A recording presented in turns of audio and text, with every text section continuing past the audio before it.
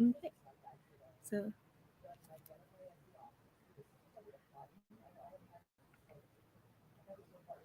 all right. Hello, everyone. Oh, okay. We're still here. Okay. So, happy Sunday, everyone. I am Kay McCoy, your host for today's Sunday's Craft and Chat. And today we are joined by Candis McDow, and we are going to discuss a few things. First, starting with her book, Half the Battle. Half the Battle is a journey of self discovery as Candace's entire life changes after a family vacation. An unorthodox reaction to medication led her to a mental illness diagnosis and a life altering experience she'd never imagined.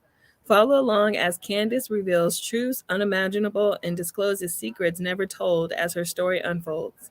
This is a must read as she tells the bad, unbelievable, and honest reality of the effects of mental illness and the struggle of living with it daily.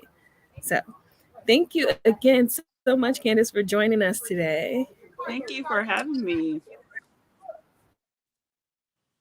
Please, for the rest of us here, can you go ahead and tell us a little bit more about yourself before we get into your story, Half the Battle? Okay, I'm Candis McDow. I'm from Atlanta, Georgia, born and raised. I'm 34 years old. Um, I've known that I would be an author since the age of 6. I'm always loved like the written word.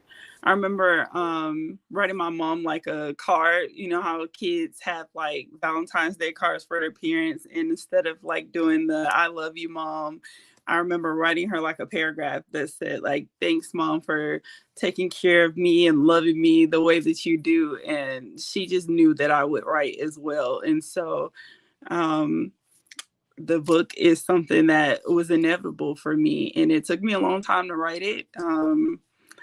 It happened, but it really took a long time. It was very therapeutic as well, so I'm very proud of it.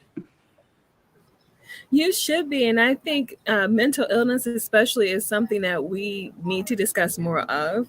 So Hmm. now that you have this story out, is there anything that you learned throughout writing the story about mental illness that to this day still sticks with you? Absolutely, I've learned personally my own strength that I didn't know that I had.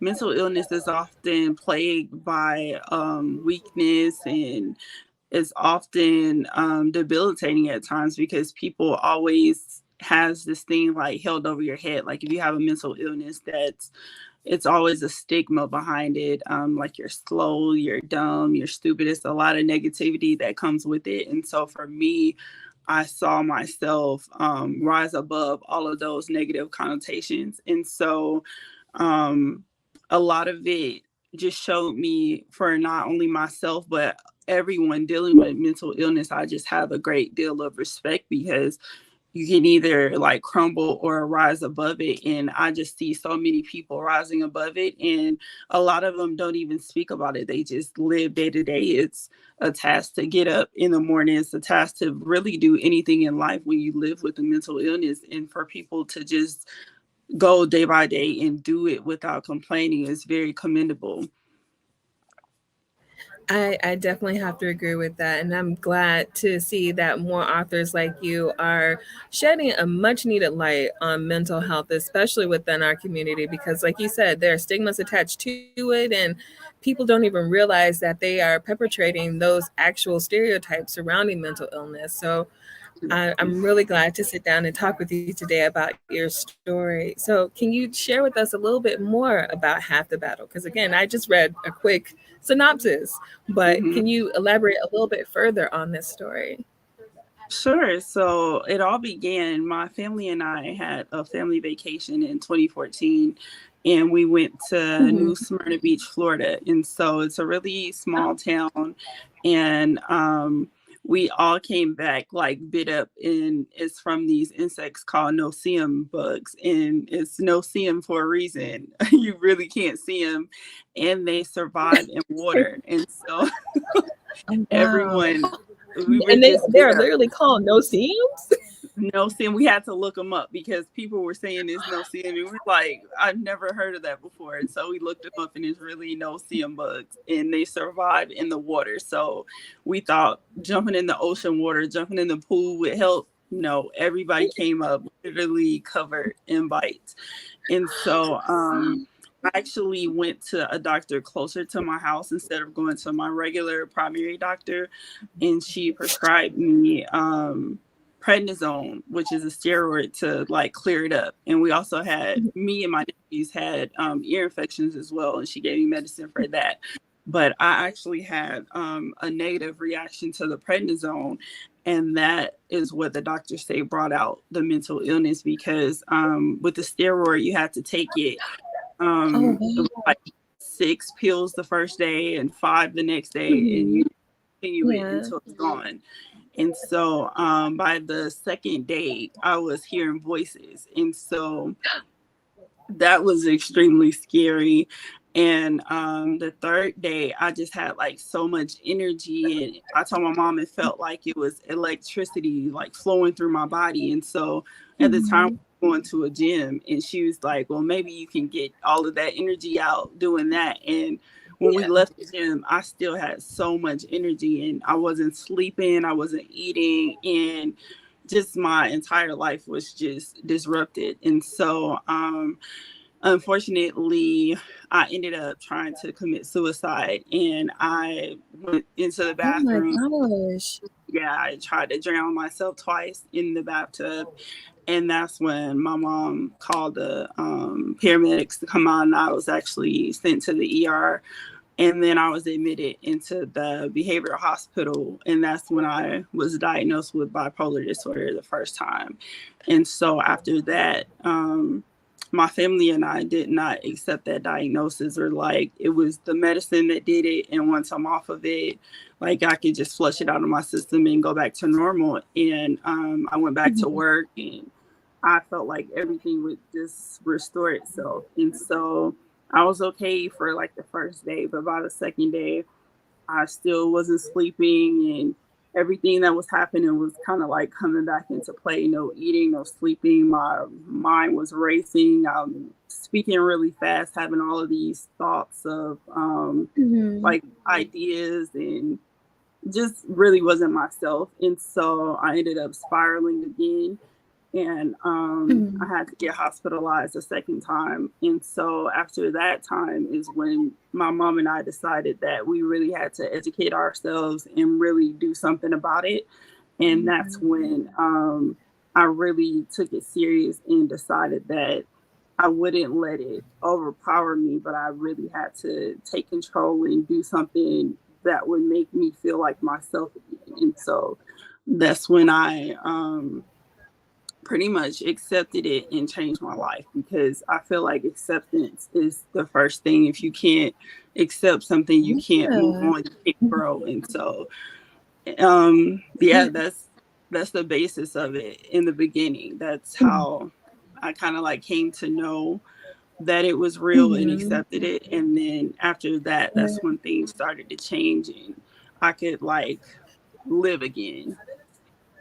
I am so glad your mom was there with you throughout this, because imagine many people nowadays finding out about their mental illnesses alone, or they don't have a support system, or everyone just tells them, you have to deal with it. Everyone's got things going on, or suck it up and things like that. And for her to really be there for you throughout all of this, that is just incredible. I tell her that all the time, because she's actually a caretaker. She takes care of my aunt that has a traumatic brain injury. And so if she had any other job where she had to go in, I definitely would have had to go through that on my own, which is so scary, because once I did get a psychiatrist, we eventually had to try out medicines that would work with my body. And it took us maybe 2.5, 3 months to find like the right medicine for me, because some medicines made me feel really angry, like I wanted to just throw things and just be really irate. Some seemed like they worked, but then like my throat felt like it was kind of like tightening up, and I just had all these different experiences with medicine. And then at one point I just wanted to give up. Like, I'm never going to find the right concoction for me. And so she was there every step of the way. And without her, I definitely don't feel like I would have been able to at overcome all. everything that I And did. it does take a while. Like with your situation, how long do you think you would say it took for you to finally find like your not your cocktail, but like the prescription that works for you for a sustainable amount of time? Because I've heard stories where people said they were on different type of medication and they would lose their hair, gain weight, and it would go on for years. Yeah, and that's the scary part. You don't know how your body's going to react to the medicine. And so it took me maybe about 2.5, 3 months, because you have to be on the medicine for a certain time to see how your body will respond. So we're talking maybe a week to 2 weeks of just trying the medicine out. And so I tried maybe about 4 to 5 medications before I found the right thing for me. So it definitely took a while, but it was about Mhm. 2 to 3 months, I think, before I found the right one. Oh, that's good. So, I mean, again, suffering for that long must have been just hard. So, what made you decide to share your story with other people? So I'm big on reading, and I remember just going to the library. The library is so nostalgic for me because it was my favorite thing to do when I was a kid. I would always just go and get about 4 or 5 books at a time. I was in like the summer reading programs and everything. And so I went to the library, and I'm like, there has to be a book that I can relate to tell me that I can get through this. And I could not find one book that was similar to me in any way. And I was like, I have to tell my story so that people will know that it's not a death sentence and you can make it through. And so I was like, I have to tell my story. So that's what Half the Battle originated from, just me feeling like somebody else has to know that they can make it through. And the book that I needed, I have to write it so that Yeah. somebody else can read it and understand as well. Mhm. I think that's great. And again, like I'm so glad that you wanted to share your story with other people. And as someone who, I mean, growing up, the library was always a safe place for me. So again, I'm Mhm. so glad that you had those spaces. Like, what would you say to someone who is experiencing something like that and they don't feel like they have a safe place to go to or a community, so to speak, that they can go to actually be able to process all of this? Because that's a lot. Like all of this happened within like what 6 months at what that time? You mean me being diagnosed, or me? What do you mean as You far being as? diagnosed, like yeah, you being diagnosed, like you being diagnosed and then finding like the prescription that works for you and then being able to go to a library. Did that happen within like 6 months at that time or was it a year? Yeah, I would say about 6 months. It was all happening really fast. It all happened really fast. Mm-hmm. Yeah. So Yeah, I see. I guess I would say just find support groups. Those really helped me as well. I really love Mm-hmm. NAMI, the organization, and Mm-hmm. they provide a lot of resources as well. They have like support groups in your area for different counties, and a lot of them meet like once a week, and so those are really great. As far as if you have somebody that is supportive for you, you and that person can go at the same time because they have separate rooms. So it's like you could do your support group, and then they have support groups for the supporters as well. And so that's what me and my mom used to do, would Mm-hmm. be like a room for her and then a room for me, which I thought was really cool. But for people that don't have that support, they definitely have a lot of resources for them as well. So that's really great. Mm-hmm. Yeah, I think that's great too because, like you said, you had your own separate room, and then your mom had a separate room because, again, this is happening to you, but your Hmm. mom is there to try to learn how to help and support you while you go through this. So it's two different experiences, and they're both really important.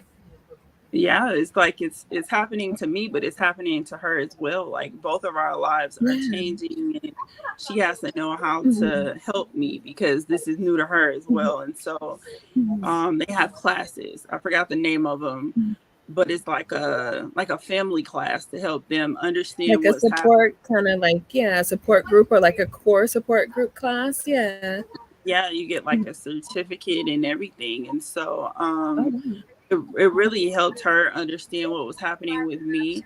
And then Mhm. it kind of just like educates you on mental health in general. And she's better able to assist me, I guess. So yeah, it's very beneficial. Yeah, not only to assist, but to like advocate for you. Because I can Yeah, imagine with taking different meds, sometimes you may not always felt like yourself. And to make sure that you have that support, like I tell you, ain't nothing like a mama because exactly. that is right there. That is the core of a mama. Like she had no idea what was going on with her baby, and she still was there to show up for you. Like that's beautiful. Like I can't even imagine. Wow. Yeah, she So is everything. Absolutely. yeah, Yeah. but before you wrote this story, did you have any intentions on writing? Were you a writer previously to this? Like how did that process start? Yeah, like I said, I feel like I've been writing since I learned how to write. So, Yeah. six. um Since five you or could pick six. up a pencil, basically. Absolutely. So it's always writing like little short stories. I love writing letters, getting letters in the mail. So my dad was always like in and out of prison, and so Mhm, that's how we kind of like communicated, was with the letters. mhm, So I love getting letters in the mail. And mhm, he's so like egotistical, so he feels like he's the reason why I write, mhm. and he takes like all the credit for me being creative and all of that. He's like, Is I that taught. so? You know, Yeah. no. So yeah, it's just something that's always been organic to me, and Mhm, therapeutic. I used to journal a lot in mhm, school. I was in the newspaper. In college, I was in the newspaper. My major was mass communications, and then I had a minor in creative writing. So I did like the poetry. mhm, I did like a lot of journalism things as well. And after that, I really didn't know what I wanted to do mhm, after I graduated. I knew I wanted to write, but I didn't know which avenues to go.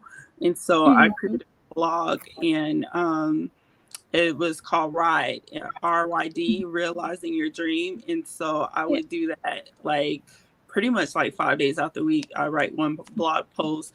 And so after that, I was like, I don't really know how to make money off of this. And so I kind of Mhm, like fell back from it.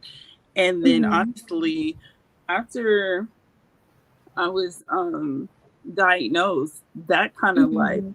catapulted my writing, because it's like now I have something to really write about. And so I Yeah. actually found a course through the library, Mhm, like a creative writing course. And then my mentor, who was like a professor there, she told me mhm. to like send one of my articles to Chicken Soup for the Soul.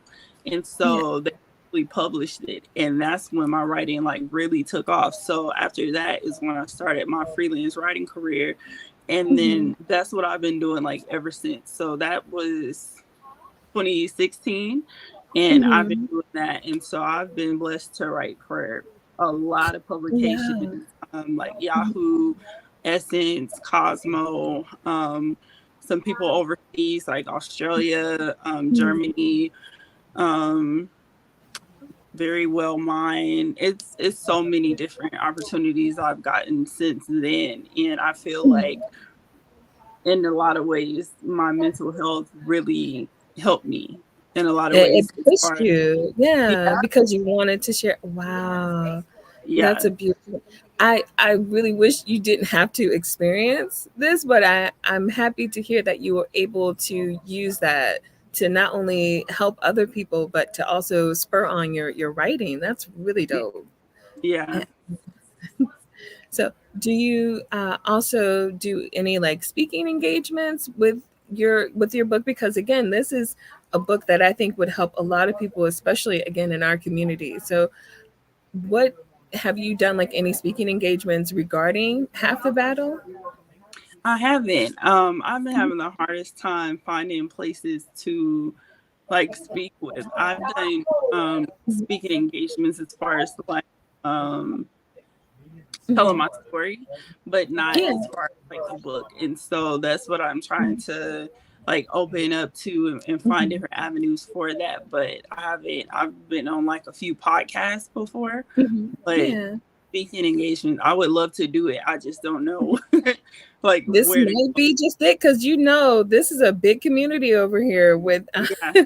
with A and B and C. So listen, we got a lot of doctors, a lot of people within mental health in general, and again, I think this is definitely something that you should continue pursuing because I understand we had a pandemic, so maybe that's the reason why you haven't Yeah, had a it came chance to do out that yet. during the pandemic. And so that's the Yeah. thing about January 2020. And so everyone was more closed off. And a lot of things were Yeah.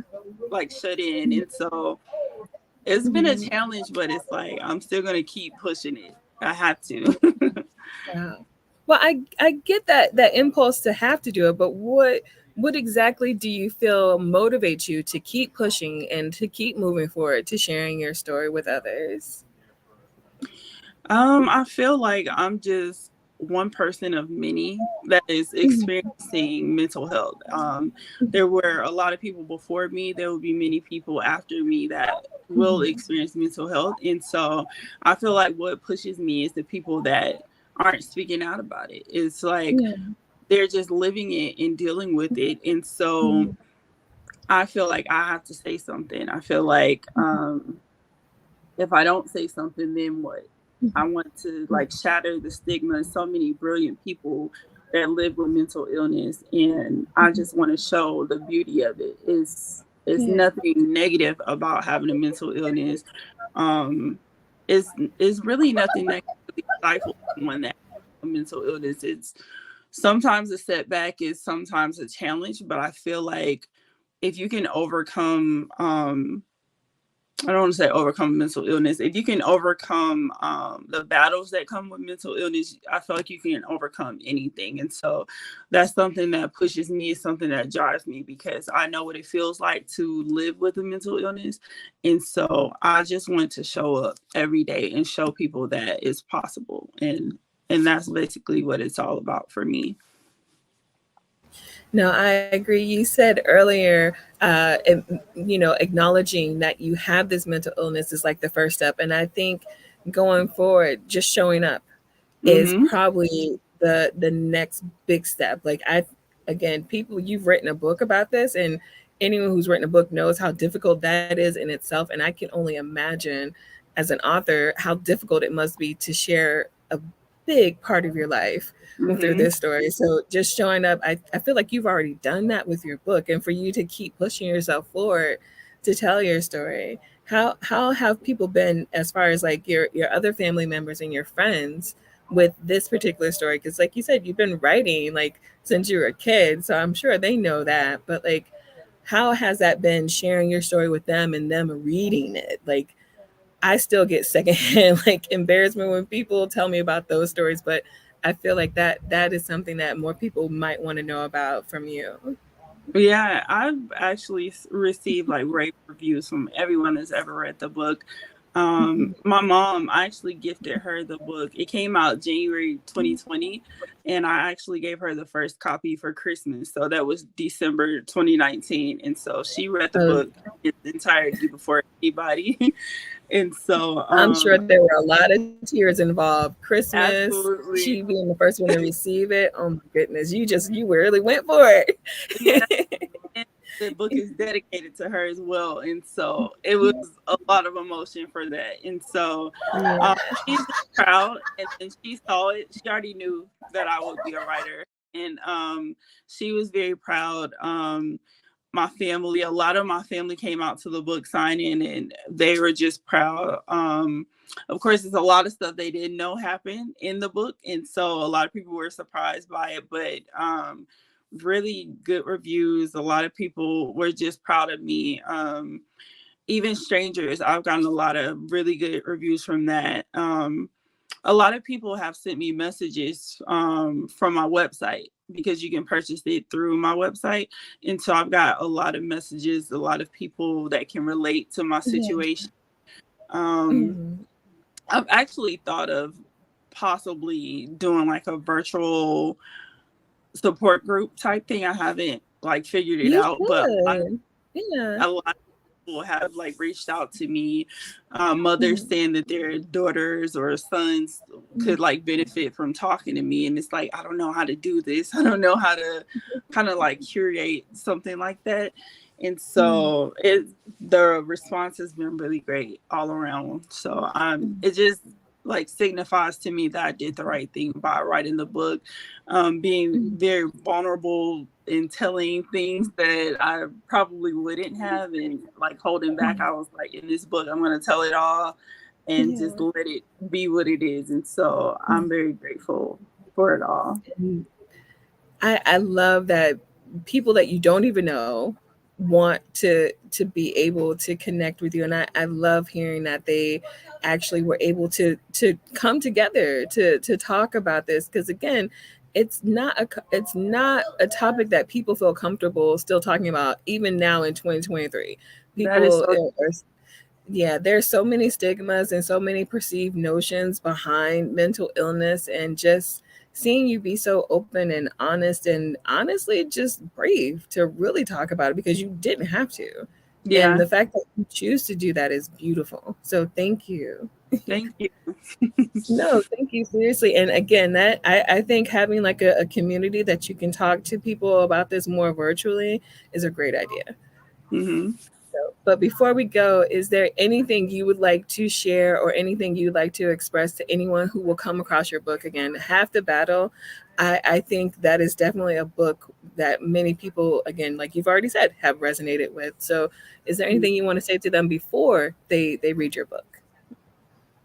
Okay, so I have a copy here. Here's Yeah. half the this is my book. So for anybody that is interested in reading the book, it's my life story. It's my baby. So it tells the good, bad, ugly, indifferent, everything involved of me coming to know that I have a mental illness. There's denial. There's coming to know. There's acceptance. There's growth. There's tears. There's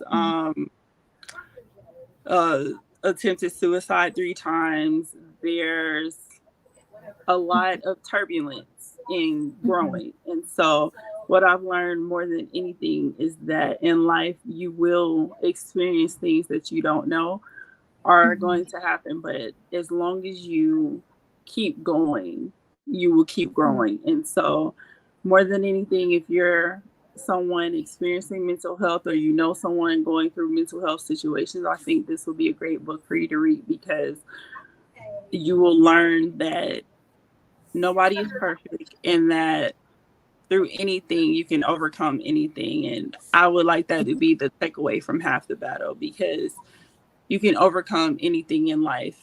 Mental illness is a lot to deal with, it's a struggle, but you can live with it. And my intention writing this book is to show that mental illness is something that a lot of people deal with in life. Mhm. Whether Yeah. it's somebody that you know, whether it's something that you've experienced in life, or you Or even don't someone want that someone. looks just like you. Exactly. Because that's the thing. A lot of people that I've talked to about mental health, they always, oh, well, that wouldn't happen to me. That only happens to X people or X and Y people, and it's like mental healthness does not have a gender. It It doesn't. doesn't. It doesn't Mhm. have a race. It doesn't have an age. It Mhm. doesn't have anything. It could be you. It could be your Mhm. sister, your brother. It could be anybody. And Yeah. you're not defected because you have it. You're not, there's not anything wrong with you because you have a mental illness. You'll have a Mhm. challenge because you have a Yeah. mental illness. But as long as you can keep going, you can overcome anything. You can still attain any dream in life. And I think Mhm. that Half the Battle will show you that no matter what, if you keep going, all Mhm. things will be acquired. Yeah. Knowing is half the battle. It really Absolutely. is. Yeah. Absolutely. So Thank you so much, Candice, for sitting down and speaking so candidly with me about this topic, because again, it's something that we do need to talk about more. Please feel free, let us know where we can follow you on social, so that way when you finally get that Zoom group together, more people can join you. Okay, you can find me on Candis Types is CandisType on Instagram, and that's basically the best place to find me right now, Instagram. Yeah. Okay. Well, again, thank you all so much for listening with us here on Crafts and Chat. I'm Kay McCoy. And again, thank you, Candice, so much for sharing your story with us. And you guys can be sure to follow her on Instagram now and pick up your copy of Half the Battle today. Thank you. Yeah, Have a good day, so everybody. much. You too. Bye. Bye. You're welcome.